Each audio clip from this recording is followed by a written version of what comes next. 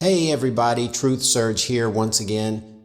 Glad you could join me on this quest for Christian origins. We're talking about the idea that Jesus never actually existed as a person like we see in the Gospels, but he was a heavenly figure, a figure who was operating in the heavenly realms, who had been crucified at the beginning of time by the demons.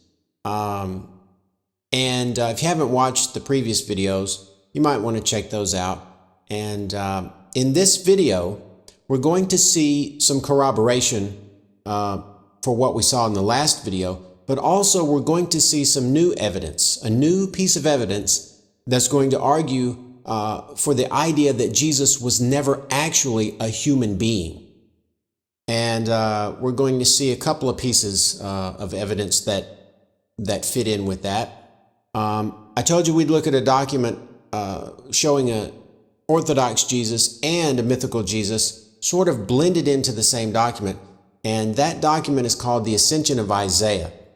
We're going to look at this document, and it's going to not only corroborate the idea that the demons killed Jesus, but it's also going to fit in with the new piece of evidence that we have in the wings, waiting to be seen, waiting to be revealed.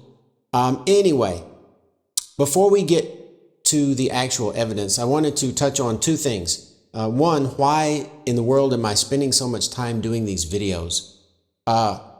Well, I enjoy the topic, and also I had seen a lot of people on YouTube seeming to dismiss the theory and call it laughable, and then they would say that no or almost all scholars reject the theory. And I just wanted to address that for a second.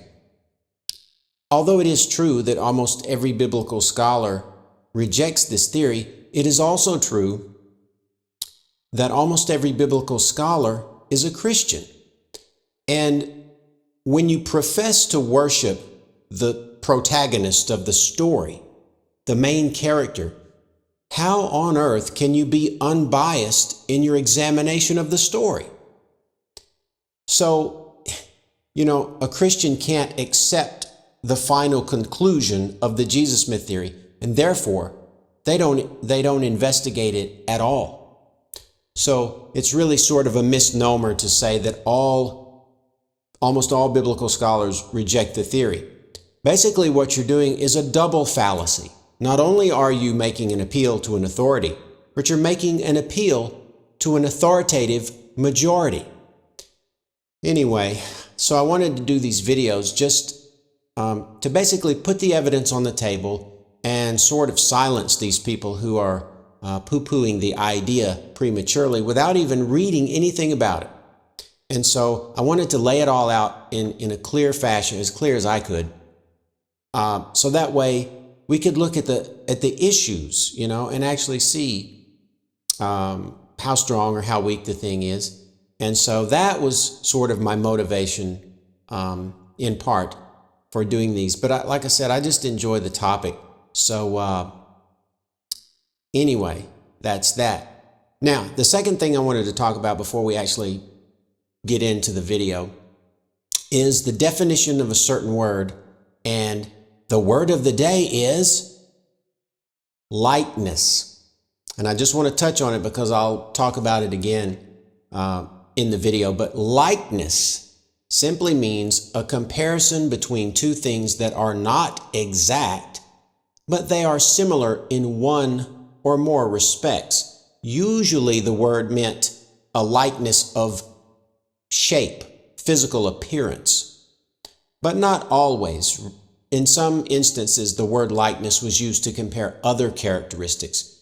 But the main point I want to make now is that no matter whether it was talking about a comparison between visual appearances or some other attribute, likeness was always a comparison between things that were not identical, that were not the same.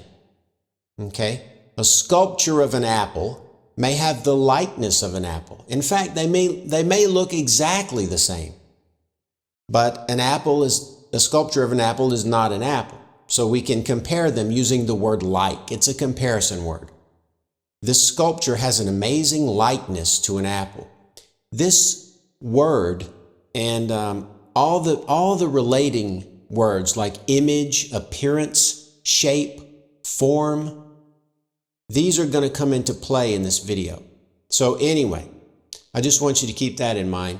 And again, I'll look at it in more detail as we get into the video. So this video is going to be a bit long, so you may want to go grab a cold one, sit back, or if you don't have time to watch it now, bookmark it for later. But we're going to try and find out, did the early Christians really believe that Jesus was an actual human being, or if he only appeared to be human, simply looked like a human being? Let's go find out.